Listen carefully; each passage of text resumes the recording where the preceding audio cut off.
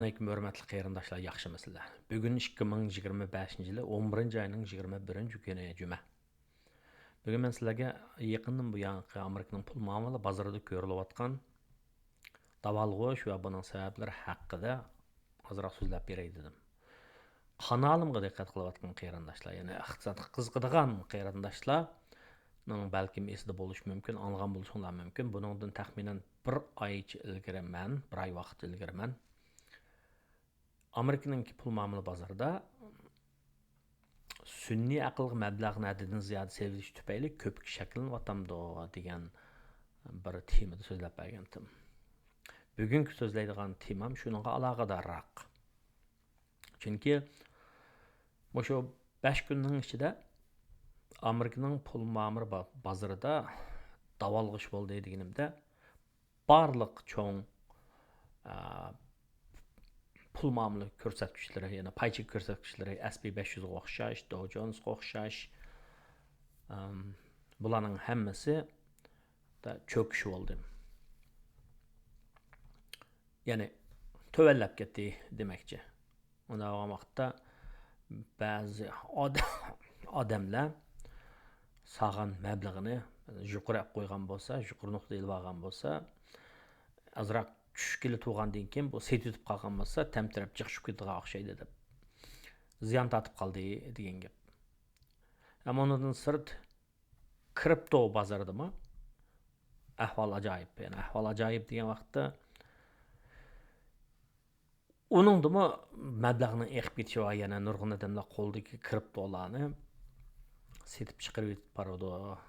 Kripto bazarında senilgan umumi məbləğ 4 trilyon yıqıllab qalğandı. Hazır 3 trilyondan tövəlləb getdi. Yəni kripto bazarı dünyavi bazar. Yəni dünyanın həmmə yerdən app'lar bolsunlar özləriniki hesabatları tutaşdırılıq bolsa, onu elib satalaydı 24 saat dep qoydu. Hər günü 24 saatin içində həftədə 7 gün davamlı hərəkətçən oçuq bazar.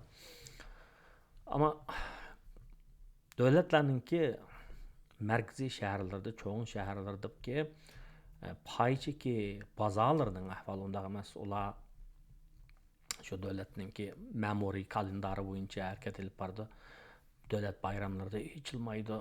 Həftədə gündə 8 saat, həftədə 5 gün iş düşüdü. Yəni həftə axırda içilmaydı degan oxşaş. Hem de bu Amerika'nınki payçıki bazarda şu yakından bu yan, bir neçə həftədən bu yan ızçıl türdə düşüş var. Mən ötken qıtımlıq bir ay burunqı leksiyarimdə Amerika'nınki bu yıldan bu yankı iqtisadının işçide Magnificent Seven, yani həşəmətlik, yalki saltanatlik 7 çoğun şirketinin Meta deyimiz, Google deyimiz, Microsoft deyimiz, mana şuna oxşaş çoğun şirketlərinki ayet çoğun məbləğ sağalığı tüpəylidir. Yəni sunni aql cəhətdə texnikinin yaxşısını egəlləş, altıda buluş, onun bazanı market share də qoydu, bazanı egəlləş üçün bula nurgun məbləğ silvətkənlikdən iqtisadını şuna götürüldü. Yəni bular nemiş qıldısa adam yallaydı, ən yaxşı injenerlarını yuqur maaş bilan xizmətə aladı. Sallaq məlumat mərkəzlərini quruş üçün məbləğ saladı. Yəni bunun da quruş var degan şey. Anandan keyin mikroluq özəkçilərini, kiçik özəkçilərini alqılıq. Bunun pul xərcləydi. Məsələn, Nvidia'dan aladı degan gap. Demək bularning hammasi, yəni istimal, yəni pulning xərclənişi iqtisadning işiga nisbatan yaxşı iş. Yəni istimal bo'lmasa ishlab chiqarish bo'lmaydi. Istimal bo'lmasa iqtisodiy faoliyat turg'unliq tugab qoldi, ko'tarilmaydi degan gap.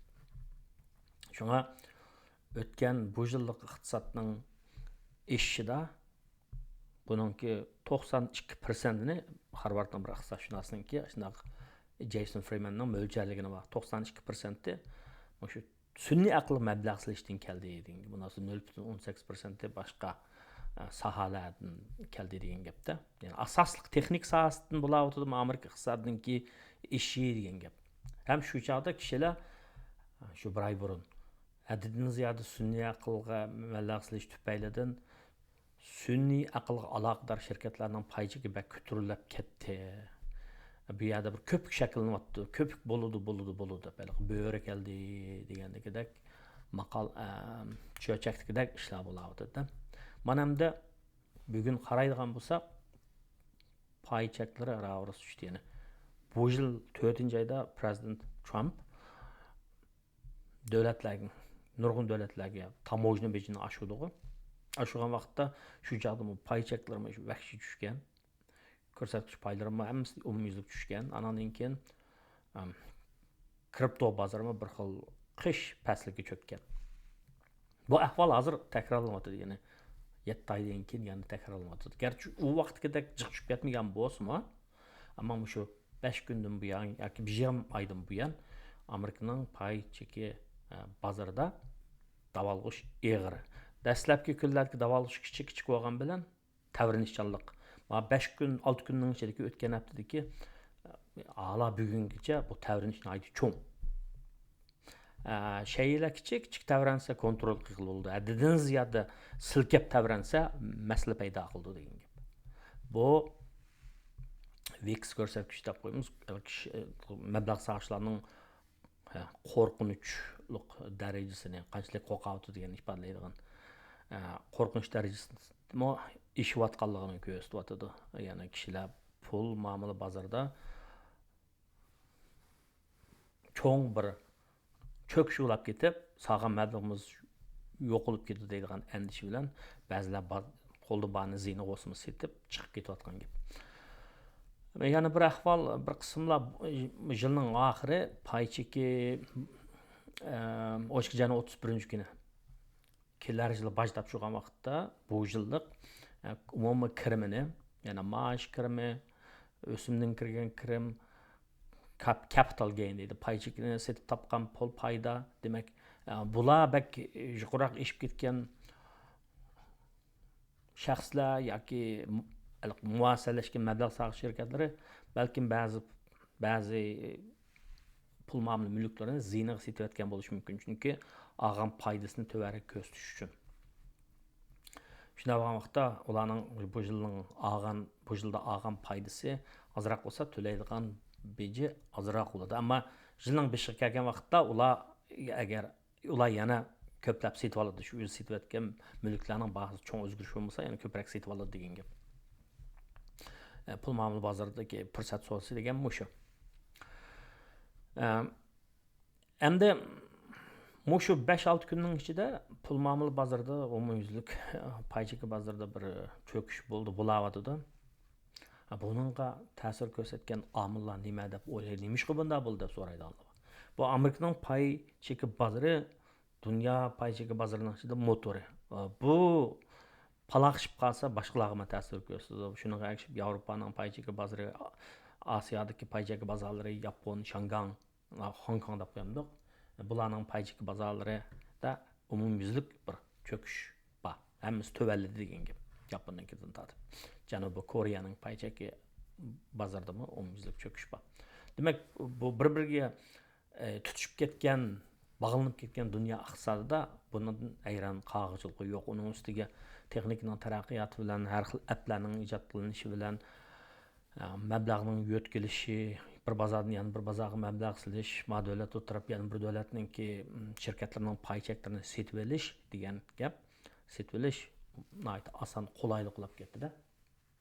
Shunga birisi Amerikaningki pay cheki bozorida kichikgina bir tushkasa, ba'zilar muzokam bo'lib qolayotgan gap, ba'zi pay cheki bozorlar undan ayron qog'ozchilik yo'q. Endi masalan, shu Amerikaningki pay cheki bozorida bir necha kundan buyonqi nemini cho'kishni keltirayotgan omillar qaysi deganda buni bundaq 3 nuqta yig'inchoqlash mumkin. Birinchisi, xabarlarda bo'lganidek bu to'g'risida deb o'tdim. Amerika hukumatining har qaysi tarmoqlari, ya'ni federal hukumatning har qaysi tarmoqlari 2 oylik Amerika xomchotininki bu yil 10-oydan kelar yil 9-oygacha bo'lgan hukumatni yurishtirish uchun sarf qiladigan pul xomchotini Amerika parlamenti tasdiqlanmaganligi uchun endi hozir 40 kundek bu yerda shunday pul vaqtida berilmay qoldi. Şu nurg'un tarmoqlar faoliyat olib qolgan hisobda taqilib qolgan bo'ldi. Shuna bu jumladan bu Amerikaningki o'sha Amerikaning ishsizlik nisbatini, ya'ni har bir oyda Amerikaning iqtisodida umumiy xizmatga erishgan, yangi xizmatga erishgan odam qancha, ishsizlik nisbati qanchalik odam xizmat izlayapti deganni statistika qiladigan o'rin emgak statistika idorasi, davlat statistika idorisimi ashning ziyniga uchirdi-da, shuning ta'siriga uchirdi. Shunga ular 9-oylik sonliq ma'lumotni e'lon qilinmagan, 10-oylik, 11-oylikni qilinmadi.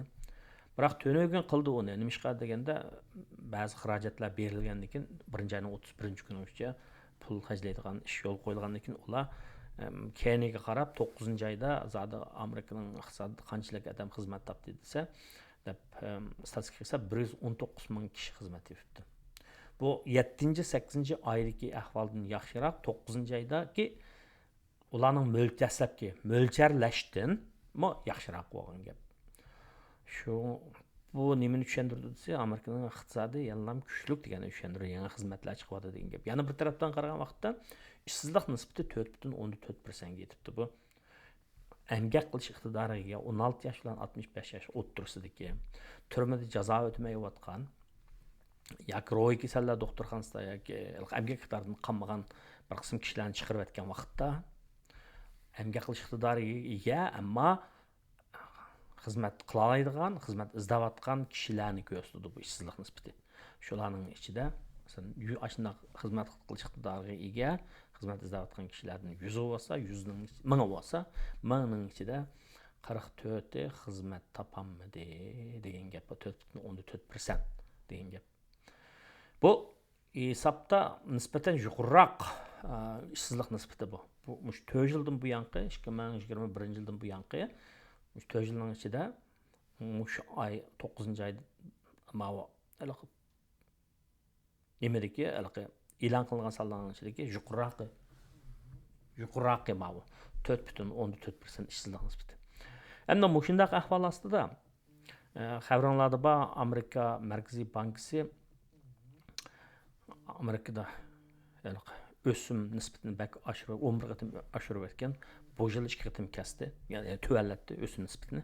Bu yil 12-oyning 9-10 kuni Amerika Markaziy bankisi o'simning nisbatini tuvallatmamdi masalasi bor. Buningga qarata qarash har xil. Ba'zilar tuvallatdi deydi. Nimishqa deganda Prezident Trumpning Oqsaroyning mazroq besimi bor. O besimdan to'laroq, chunki biz Markaziy bankni Oqsaroyda mustasno holda ish bajargan funksiyalik o'rindidik. Amadan bo'yim iqtisodga qaraydi bular. Iqtisod ishsizlik nisbati oshqili turgan vaqtda bular o'simni nisbatini tuvanlatish tarafdori bo'ladi. Ammo shuning bilan birlikda yana ikkita quloq bo'ladigan ish bor. Birisi ishsizlik nisbati eshiyotidir. Buni o'ylashsa o'sim nisbatini tuvanlatish kerak. Yana birisi desa pul paxolligi, ya'ni pulning setilish kuchi. Pulning setilish kuchi ya'ni pul paxolligi 3.3% yuqori, bu nisbatan yuqori bo'lgan bo'ladi. Shunga agar o'sim nisbatini tuvanlatsa, bu pul paxolligini ko'tarishi mumkin. Shunga hozir Amerikaning Markaziy bankisi ikki tashning o'rtasida qijilyapti. İşsizlik nisbatini tuvanlatay desa, o'sim nisbatini tuvanlatish kerak. Pul paxolligini kontrol qilaman desa, o'sim nisbatini tuvanlatmasligi va balki yuqorilash kerak. Shuna kirishib qoldi degan gap. Ammo mushundaq ahvolda Markaziy bankining o'ylashig'ini, ya'ni ishsizlik nisbatining eshishiga yo'l qo'ysak mayli, pul paxolligining eshib ketishiga yo'l qo'ymaslik kerak deganni asosroq qiladi bular. Ya'ni ishsizlik nisbatining yuqorilishiga qaraganda pul paxolligining yuqori bo'lishini yaxshi ko'rmaydi bular. Ya'ni pulning setilish kuchi tuvanlab ketib qolsa, nurg'un narsaga ta'sir ko'rsatadi. Xajlayotgan dollarning qiymati, anikin chet eldagi Amerika mablag' sag'ishlarining dollar setib olishlarning qarashi deganga o'xshash. Shunga bu yerda hozir 12-oyning 9-10 kuni degan mush ahvolga nisbatan o'sim nisbatini tuvallatmaydi degan qarash ustunroq bo'lganligi uchun bu pay cheki bozorga, pul muomala bozorga salbiyroq ta'sir ko'rsatayotgan gap. Chunki o'sim nisbatini tuvallatmagan vaqtda obort tayinlangan pulning miqdori tuvan bo'ladi. Bu butun savdo, tijorat, faoliyat hammasiga ta'sir ko'rsatadi. Chunki xalq o'yilishdan tortib, mashinishdan tortib. Chunki yuqori o'sim nisbatida qarz olish ta'sirroq bo'ladi. Qo'lda pul olmagandan keyin xajlamaydigan gap. Bu birinchi omil. Ya'ni Markaziy bankning o'sim nisbatini tuvallatishga nisbatan qarash, tuvallatadigan qarashning tuvallatish ehtimolligining tuvan bo'lishini kishilar ashuna deb ishonayotganligi uchun bu pul muomala bozoridan chiqib ketayotgan gap. Ya'ni endi mushinchilik bo'ladi, oladigan payni elib bo'ldi qilayda ba'zi paylarni setayotgan ahvol bir. Ikkinchisi kripto bozori. Ya'ni kripto bozori shifrliq pul bozori. Bir necha yildan ichida bozorliqlab ketdi. Dunyoning hamma yeridan buning yo'lini bildiganlar mablag' soldi bunga. Bir yomon emas iqtisodiy taraqqiyot qilgan Italiyadagi davlatning 1 yillik milliy daromadi 4 trillion pul degan. Buning da o'yinchiq. Buning keynida hatto JP Morgan'ninki raisi Diamond o'xshash odamlarni qo'pab bir chaqda nima deganisi Bitcoin degan aldamchining ishi degan, Warren Buffettning aldamchining ishi degan, Prezident Trump aldamchining ishi quruq degan bir chaqlarda hozir hammasidan qarshi o'zgardi. Ya'ni buni shifrliq oltin deyiladi. Hatto bu New York aksiya bozorida buningga bazoyi chiqadi. Hozir nurg'un kasbiy mablag'chilikka muassalashgan mablag'chilik shirkatlarmi Bitcoinni setib oldigan, Bitcoinninki ETF'larni setib oldigan shundaq bir ishlar bo'lib ketdi. Ammo Bitcoin'ga birinchi darajali tunji qitim paydo bo'lgan shifrliq pul oldin qatorda turdi. Bu o'zining qimmatini yo'qotibdi. Shu 6 haftaning ichida Bitcoinning qimmati 30% tuvalladi. Yuqori nuqtadagi 120 ming dollardan hozir 120 ming dollar chiqib qolgan. 82 ming dollarga tushib qoldi. 30% pul yo'qolib ketdi degan gap.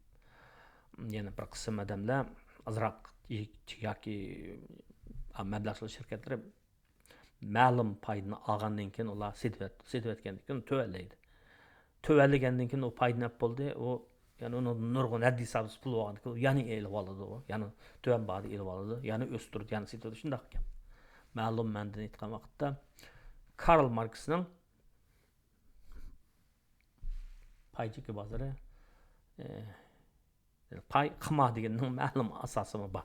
Yana bu yerda mablag'ni haddidan ziyoda kontrol qilib olgan shaxslar yoki tashkilotlar payni elib olib, andan keyin tortib, bahasini o'zlari ko'tarib o'tib, paydnab bo'lgandan keyin andan keyin setib chiqarib o'tib, paydnab qilib, andan setib chiqargandan keyin payni oladi, andan keyin yana bir tuvallaydi. Tuvallagandan keyin andan keyin tuvanni yana elib payni ishil oladi. Shundan ancha yaliq qolgan ashqan tashqanlarni ashqan tashqan malla barat deb shu bartaqindek odamlar pach bo'yicha oladigan odamlar azroq uningki nesibisini ko'rdi. Yana ziyon tortig'ini kim bildi desa, yana ko'pincha avom bo'ladi ekan demakchi, avom. Chunki hamma odamning risk tolerance deb qo'ydi. Xatarga chidash nuqtasi yuqori bo'lmaydi degan gap. Shunga bu yerda kripto bozori umumiy universal pul muomala bozorining bir tarkibiy qismi hozir. Kishilar kriptoni setayotgandan keyin ular paycheki bozoriga yurish qilamdi deganda paycheki hozir tutib turayotgan gap menimcha naq pulni. Nimishqa? Chunki gap chiqib qoldi. Sunniy aqlga haddidan ziyoda mablag' silvatda bu shirkatlar, lekin o'ylagandek bo'lmaydi, ko'pik shakllanadi degandan keyin. Shunga bu xil pul muomala bozorlarida cho'kish mushu. Bu ikkinchi sabab, yani birisi Markaziy bankning o'sim nisbatan tuvandatish haqidagi qarash bo'lgan tushuncha. Endi yana birisi kripto bozori. Endi uchinchi xil sabab mau tamojna bejiningki ta'sir olayotgan. Tamojna beji qo'ygandan keyin mal bahasida umumyuzlik bir ko'tarilish bor. Amerikada mal bahasi haqiqatan eshib ketdi, yuqorilab ketdi-ku. Yemek içmekning baholari eshib ketgan ekan. Yaqinda Prezident Trump nima ish qildi deganda, ba'zi sirtdan import qilinadigan yemek içmek, ko'ktat, o't yoshlarga qo'yilgan bajni to'vallatdi. Yani onun bir farmonning ijro qilinib ta'sirini ko'rsatishga biroz vaqt ketadi. Demek endi mushundaq omillar, bir necha xil omillar Amerikaning iqtisodiyotiga ta'sir ko'rsatadi. Endi yana birisi, hozir Amerikaning iqtisodida yangi yozıqchi K shakllik ahvol shakllanib qolayotgan gap. K shakllik, ya'ni ma yuqorilab o'rlayotgan shaxta yuqori kirimdagi odamlarning iste'molini deymiz. Ma'noda tuvan kirimdagi kishilarning iste'molini deymiz. Ya'ni Amerika bankasining tadqiqotchilarining tadqiqotga qaragan vaqtda hozir Amerikaning iqtisodida K harfi shakllik holat shakllanib qolgan gap. Ya'ni kirimi yuqori odamlarning maoshining o'sishi, kirimi tuvan odamlarning maoshining o'sishiga qaraganda yuqori bo'lgan gap. Kirimi yuqori odamlarning iste'moli, masalan, Amerikadagi odamlarning ichida kirimi yuqori odamlar 10% odamninki xajlagan puli Amerika iqtisodida. Kirimi tuvan odamlarninki xajlagan qolgan 90% odamning xajlagan puli bilan tanishib qolgan gibi. Yani 10% adam bütün Amerikadagi kirimi yuqori odamlarning shu 10%'ti. Yani 10% kirimi yuqori odamlarning xajlagan puli qolgan 90% odamning xajlagan puli bilan tanishib qolgan gap. Yani bütün iste'molni biz 50% desek, tang desak, 10% adam bütün iste'molning 50%ni shular kirimi yuqori odamlar qilgan gap. iste'molni shuni qilgan gap. Qolgan savdoninki yarmini 90% odamlar qilgan. Chunki kirimi tuvan odamlarninki odamlarning ichida 43%ning hal kun qanday o'tadi ekan desa, paycheck. Ya'ni ish gapda bir maosh berildi. Shu maosh u yoqdan qo'lga tegib bo'ldi, bu yoqdan kirdi, bu yoqdan chiqdi deganga o'xshash. G'ijildab shu quyin shamoldeklar chiqib ketadi degan gap. Ma'qul kirdi, aqldan chiqib ketdi degan o'xshash. Aran yetkazib mangdi degan gap. Bunda bo'lgan ekan ular har xil yuqori mulozimatlar, yuqori baholiq mulozimatlarni, masalan sayohatlarni u bularni qilolmaydi degan gap. Ananki o'tgan qitimliq darsimda, leksiyada men so'zlagandim, Amerikaning iqtisodida asosan shu sayyaga munosabatga o'rinlardan xizmat fursatlari ochgan gap. Qolgan sohaning hammasida, masalan, ishlab chiqarish, mehmonxona sayohatchilik, ananiki yuqori texnika, bularning hammasida umumyuzlik odamlar ishdan qolgan, xizmatni yo'qotgan degan gapni. Va hatto hukumatning, markaziy hukumatning taqlib qilish sababli markaziy hukumatning idora jamiyatlarida ishlaydigan odamlarning sonining oshib ketganligini, u sonning hozirgacha bir 10-oyda yana chiqdi deydi. 100 mingdek odam xizmatni yo'qotib qo'ydi deydi. 4-oydan 9-oygacha 97 ming odam markaziy hukumat ishlaydigan odamlarning xizmatni yo'qotib qo'yibdi ekan. Demak, 200 mingdek odam markaziy hukumatda ishlaydigan xizmatni yo'qotib qo'ygan bo'ladi.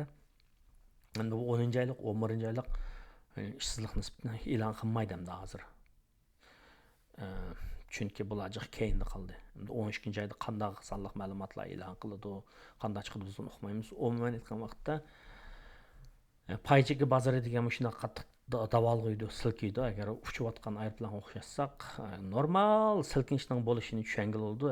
Adaddan ziyada jaqildab silkinib ketsa yoki yuqoridan pastga tushib ketsa, ammo o'lim ehtimolisiz bo'lmasimi, lekin azroq kesilib odamlarni o'ldirib qo'ydi. Yurkini qo'qab ketib o'lib qolgan ishlar bo'ldi. Ama çüp ketmeydi. Ama çüp ketmeydi. Şu an bir kısım adamlar bunun da ziyan tadıdı, bir kısım adamlar yani faydalıdı. Baza güllengen çağdım ziyan tadı Allah var. Baza çökken çağdım faydalı Allah var. Bazı adamlar işte bazada faydalıdı degan. Bazı adamlar aslında baza yaxshi çağdım, nachar çağdım ziyan tatib qolgan adamlar bo'ladi. Şu men bu narsalarni so'zlab qo'yishimga sabab bizning ba'zilarimiz ayrim shaklda o'z oldimizga paychiga mablag' sag'anligi, Amerika shirkatlarining payini olganligi, Yevropaning ba'zi shirkatlarining payini olganligi men bildigan bak o'diqib ketmayli. Andan keyin bizning pensiya pullarimiz bamda pensiya pulimiz har yil 12 yana 31 kun bir hisobotda qiladiku. Shu chaqqicha ma'ning tushib ketishi bak, chataq tushib ketmas bo'ldi. Bularmi 60 yoshdan oshgan, 62-63 yoshlarga kirgan odamlarningki 401k bilan 403, 401k bilan 403b ga ma'qul tushishlar bak ta'sir ko'rsatdi. Agar 40 yoshlardagi odamlar bo'lsa, ular pensiyaga chiqqicha nurg'un vaqt bor, 20-25 yil degan gap. Baza o'zini to'g'rilab oladi. Yani hozir tushib ketgan bo'lsa, ularning o'sishiga fursat bor. Ammo pensiyaga chiqish ishiga kelib qolgan odamlarga nisbatan bazamandagi tavransa, ular nisbatan bir iqtisodiy jihatda, moliya jihatda, iqtisodiy jihatda bir yo'q tushadi. Shu bugun men mushunchalik so'zlab qo'ydim. Rahmat.